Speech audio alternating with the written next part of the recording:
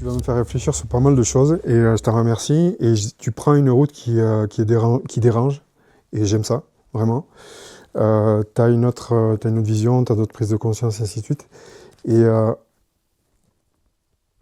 qu'est-ce que tu voudrais amener par rapport à tout ce qu'on dit aujourd'hui? Qu'est-ce que tu voudrais poser comme parole par rapport à tout ce qui est dit, par rapport à tout ce qu'on nous met en croyance, tout ce qu'on peut nous enseigner entre grandes parenthèses sur, sur ces directions de silence, sur des directions d'état de présence, de conscience de soi? Ce que je voudrais dire aux gens, c'est. Et ce que je voudrais dire aux gens, c'est parce que à un moment donné, je me suis dit et que je suis passé à l'action. Et ça n'a pas été confortable, hein. Ça m'a, dans un mot pas très français, ça m'a chablaté. Ça m'a bouleversé. Ça m'a mis à mal. Ça t'a Ça mis m'a mis dans la tempête. un gros inconfort? Ouais, un inconfort. Un inconfort énergétique, corporel, où tu te sens pas bien, tu vois. Tu peux... Bah, c'est des trucs qui te font transpirer, des trucs qui te font trembler, des trucs qui te mettent des tensions, tu vois. C'est corporel. C'est corporel. Et puis après, des choses qui, dans un premier temps, peuvent aussi te faire perdre confiance. Est-ce que tu crois, je te coupe, mais est-ce que tu crois que le corps a des mémoires par rapport à ce qu'on nous met en croyance? C'est-à-dire qu'on réceptionne des croyances au niveau du mental, et euh, notre mental, en fait, le dispatch au niveau du corps, et le corps assimile des croyances et structure ces croyances-là, et au moment où tu es dans un inconfort, le corps a des croyances, et c'est pour ça que tu transpires, c'est pour ça que tu as des frissons, c'est pour ça que tu as des spasmes, et qu'il se passe des choses à l'intérieur. Je vais donner deux éléments pour essayer d'étayer ça. Oui, le corps a une mémoire. Le corps est mémoire. Tout simplement parce qu'il est composé en grande D'eau. quantité d'eau, Mm. pour pas dire essentiellement d'eau. Pour la Voilà. vibration. Et que l'eau, dans les éléments, c'est celui où il y a le plus de mémoire. La mémoire de l'eau, c'est bien connu. Et on voit bien la vibration aussi que ça peut avoir. Je sais pas, tu tapes dans une flaque d'eau, tu vois bien qu'il y a une répercussion, il y a une ondulation. Tu vois l'ondulation à la mer, Est-ce que cette hein, ondulation ne reflète pas notre vie aussi? et ça reflète forcément notre vie. Tu vois, et il peut pas, en fait, dans l'ondulation, il y a un contraste. Il y a un up et un down, en fait. Tu vois, un top et bien un creux. Et en fait, les choses ne peuvent exister que parce qu'il y a les contrastes. Euh, je peux paraître un mec sympa parce qu'aussi j'ai une facette de moi où je suis un gros connard. Ouais, Et oui. ça fait partie du jeu. Sinon, on pourrait pas identifier qu'il y a des facettes qui sont sympas. Qu'est-ce qui te plaît chez ce gars? Bah, c'est ça, ça et ça. Mais si tu es capable de faire émerger ça, c'est que d'un autre côté, il a fallu le contraste. Il y a d'autres trucs qui te déplaisent. Euh, on apprécie le soleil parce qu'il y a de l'ombre. Ou à certains moments de l'année, on peut bien aimer apprécier l'ombre et moins le soleil en fonction du confort. Mais une montagne, elle est belle parce qu'il y a une vallée et il y a un pic. Et ce paradoxe, c'est que quand on est en bas de la vallée, en montagne, on veut toujours aller au sommet. Et quand on est en haut, on s'empresse de redescendre. Ouais. Voilà. Et le pire, c'est que quand on est en bas, on dit regarde là-haut comment c'est beau. Et puis si on va en haut de la montagne, on va regarder le village où on est parti, on va dire regarde comment c'est beau. Il y a une réflexion qui me pop là, c'est-à-dire que nos éléments extérieurs, j'en reviens à ton élément à toi qui est la montagne, il y a des points hauts, des points bas. Les éléments extérieurs, en fait, aussi reflètent l'ondulation de l'eau et reflètent notre vie, en fait, constamment. Et ça me pop. Donc nous sommes mémoire. Voilà, nous avons une mémoire. D'ailleurs, dès que tu vas travailler un peu dans le magnétisme, dans l'énergie, tu vois bien qu'il y a des gens qui sont spécialistes des lignées et qui vont remonter sur ton grand-père 6 générations avant ce qu'il a laissé. Euh, bon. Tu y crois, ça? Ah mais moi j'y crois intimement. Pourquoi? Je vais te prendre un exemple. Je vais me livrer un petit peu. Je vais me mettre à nu, hein. Je vais voir une personne depuis 5 6 ans qui me connaît ni d'Adam ni d'Ève et qui me sort à la fin de la première séance deux choses. La première chose, elle me dit, Fabien, tu es un humain. Merci madame. Non, mais tu es un humain sur cette terre. Et toi, tu as tendance à des moments, à planer un petit peu, à être aware. Bon, il faut savoir que j'aime la photo animalière, mais ce que j'aime le plus, c'est de photographier des oiseaux. Tu prends comme coïncidence, comme hasard, comme vérité, voilà.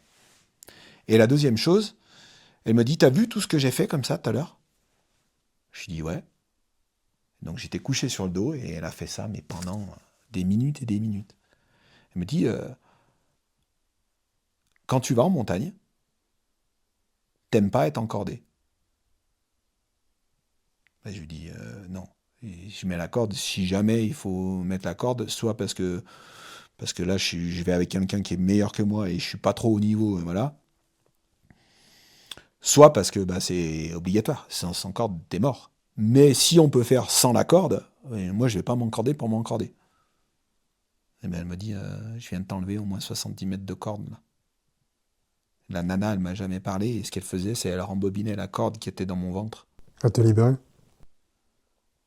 Après, on y croit, on n'y croit pas. Il y a des gens qui vont te dire, en écoutant ton podcast, bon, notre podcast, ils vont dire, bon écoute, Mickaël, il est gentil là, ton gars, mais quand même, il est... En effet, il avait rendez-vous avec les oiseaux, il est vraiment perché, quoi. Ils ont le droit de dire ça. C'est dans leur répertoire et moi, je les respecte. Puis il y en a d'autres qui vont te dire, ah ouais, mais en fait, quand il nous a dit ça, ça m'a fait penser à ça. Moi aussi, je suis allé voir une personne, ou moi aussi, c'est passé ça un jour dans ma vie. Et si ça, déjà, ça peut... j'irai pas sur rassurer la personne, mais qu'elle se sente moins seule, la personne qui nous écoute, et qu'elle se dise, en effet, au final, il y a quelque chose qui est immatériel, qu'on ne palpe pas. Et toute la magie et la richesse de la vie, pour moi, elle est là. Elle est parce que la vie, c'est invisible. Et qu'est-ce que tu vois dans l'invisible? Je pense que je vois pas. Qu'est-ce que tu sens? Je ressens, ouais. Je ressens à des endroits où je suis bien, je reçois des endroits où je suis pas bien. Tu ressens quoi dans ces endroits où tu es bien? La détente.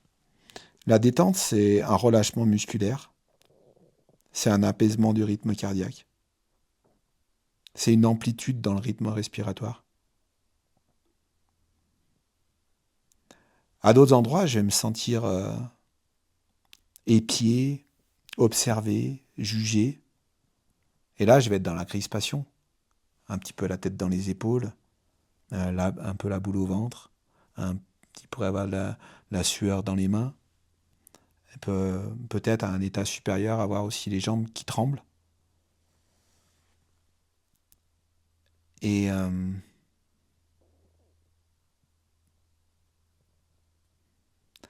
tout simplement, pour atteindre ces deux états d'être, il n'y a pas toujours besoin d'avoir quelque chose d'hyper important matériellement.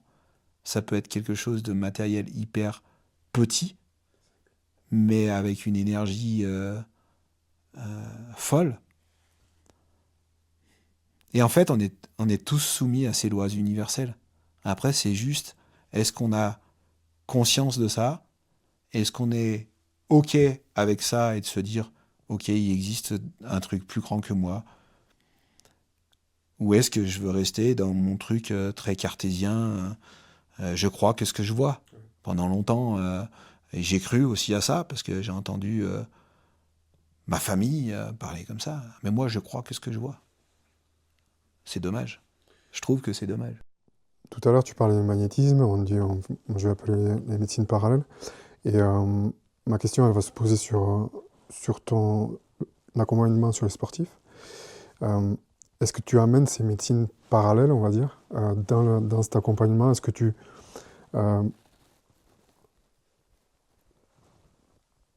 dans ton accompagnement, est-ce que tu les amènes à aller vers ces médecines parallèles au niveau du magnétisme, à les apaiser, ou alors à d'autres arts qui peuvent être spirituels?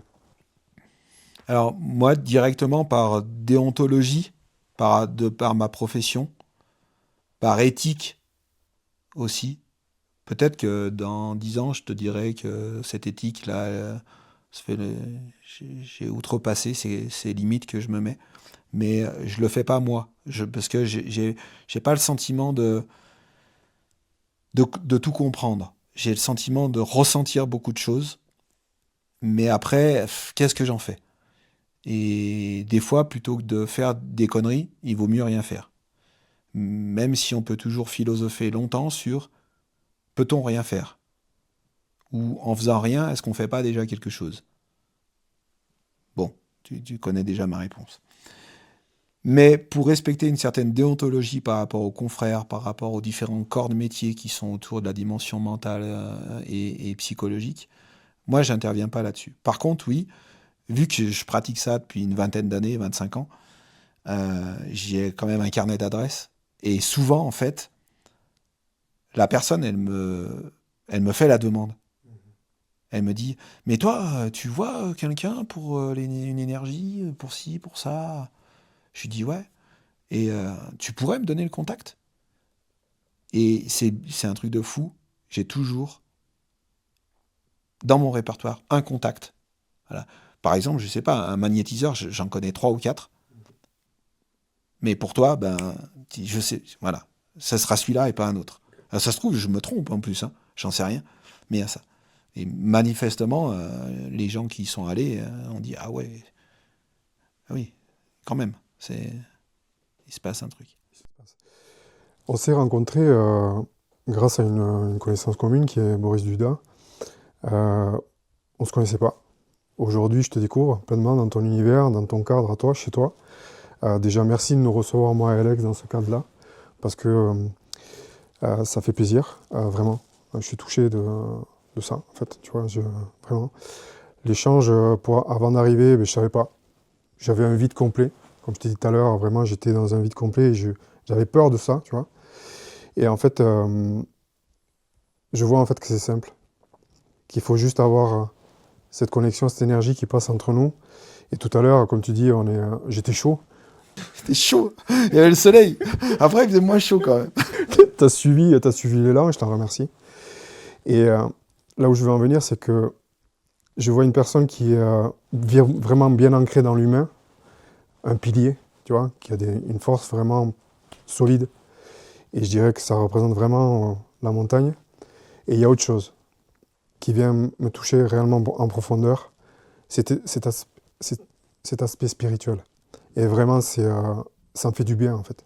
D'avoir ça, tout à l'heure, on parlait de médecine intégrative, tu vois, il y a quelque chose qui bouge, qui est en train de bouger.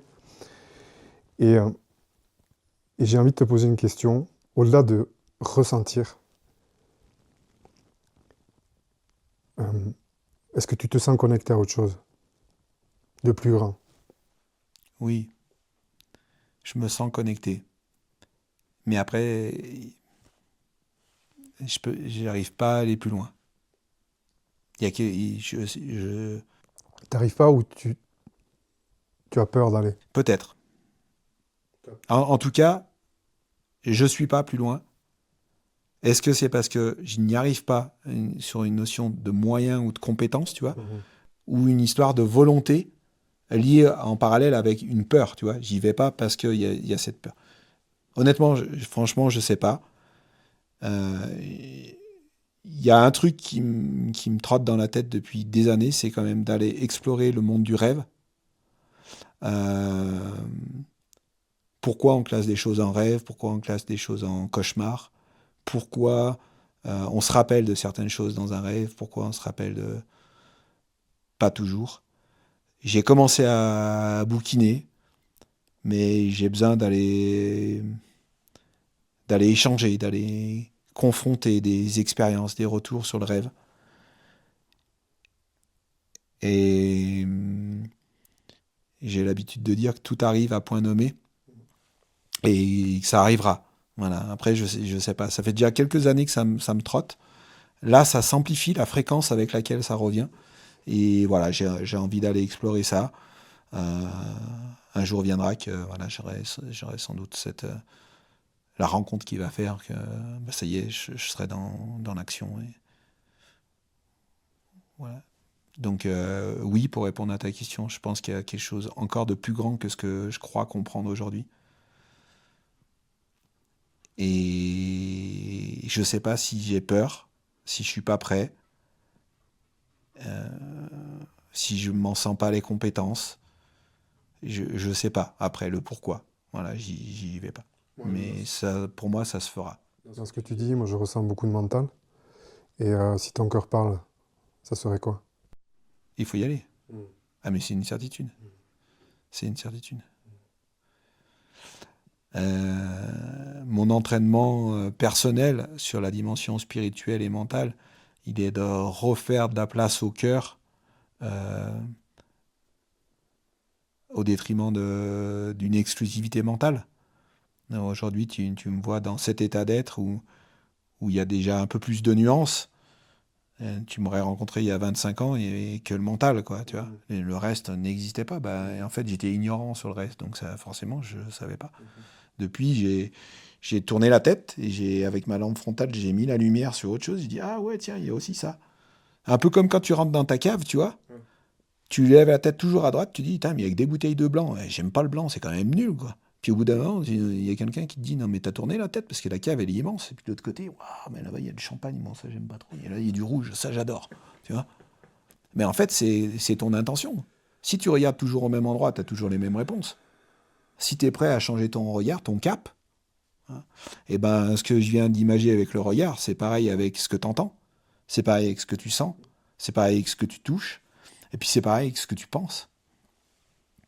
Tant que tu penses toujours de la même façon, je crois que c'est Einstein qui disait il y a les idiots qui font 10 fois la même chose et qui espèrent avoir à la 10e ou la 11e fois un résultat différent. Bah, typiquement, dans le sport, on a bien ça. Hein. Dans le sport, je m'entraîne. Résultat, je suis plutôt pas trop mal toute l'année, mais sur les grands événements, je passe à travers. Et qu'est-ce que tu fais l'année prochaine? Eh ben, je retourne dans le même schéma de pensée. Il faut s'entraîner plus. Alors, soit tu es fatigué avant, soit le jour J, tu es encore plus fatigué. Et après, tu dis, ah bah, putain, j'ai régressé par rapport à l'année dernière, alors je recommence, je fais encore plus. Mais là, tu peux faire toute ta carrière comme ça marchera jamais en fait. Jamais, jamais, jamais. Donc c'est là que c'est intéressant d'être accompagné pour te dire, bah, et si on changeait d'angle d'attaque? Faisons le pas de côté, et essayons de regarder le problème autrement.